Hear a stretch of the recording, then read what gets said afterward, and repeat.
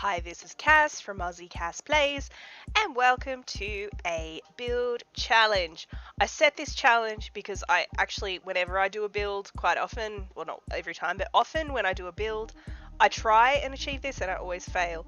I try to minimize the amount of packs I use, and I try to keep the price down, and I never successfully build a starter home even when I try. So for this challenge, I was like, I'm building a base game starter home.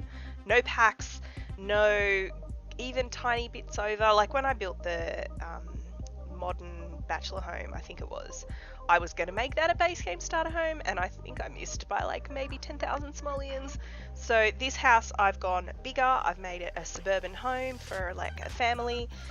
There's room in there for, you could probably fit an extra kid's bed in there if you had to, but basically I've gone for a family of 3 type starter home. What I ended up doing was moving a sim into an empty lot, and then that's where I had the balance in the corner on the bottom of the screen, which kept me honest, so that I didn't creep over. I had to keep turning base game on as a setting, and honestly I thought that I had missed it a few times, and I was really worried that when I uploaded it at the end, it'd be like, haha, you have this pack, and then I'd have to go through and try and find the pack, and it was going to be a nightmare, but it actually worked. I was really proud of myself. In terms of the design, I've gone for roomy and fairly simplistic. The colours in the main living area, I went for warm tones, mainly because that's the kind of thing I really enjoy in a design. Blue in the bedrooms, obviously. Not a huge amount of landscaping outside. I put out some trees, and like one little flower garden, and that was it. So I didn't go overboard with the landscaping or anything. Everything in this house is cheap. So I went for the second cheapest double bed just so that the Sims wouldn't have the uncomfortable trait when they got out of bed. But other than that, I went for base cheap stuff for everything. So it's the kind of thing, I guess you could say that it's scalable in that you could start with a new family, and as they get money you could upgrade the sinks and upgrade the fridge and the oven and everything else. So it's definite base game stuff, which is very exciting. Now, the other thing to mention is I'm recording the sound for this a little bit differently than I normally would, in that I normally have been recording the sound for these builds using my editing software, and the sound has been pretty poor quality. I'm sure that you have noticed.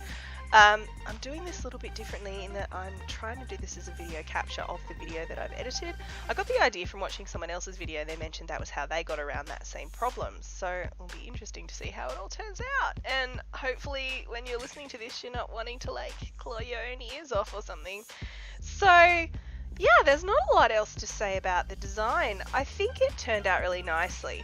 I was quite happy with what I was able to achieve with just 20,000 simoleons, and if the thing is that if you were moving a 3-person family into this house, obviously you'd actually start with more money, because the lot would I think you get like 22,000 simoleons or something, I can't remember exactly, because you're starting with extra sims, so you could make some little improvements at the start, which is very exciting. This is available on the gallery. It's under the title base game starter home. Not very exciting. You probably have better luck finding it via my handle, which is Hurricane Cass. Hurricane HURRICANE, Cass CAS, just one S, not two.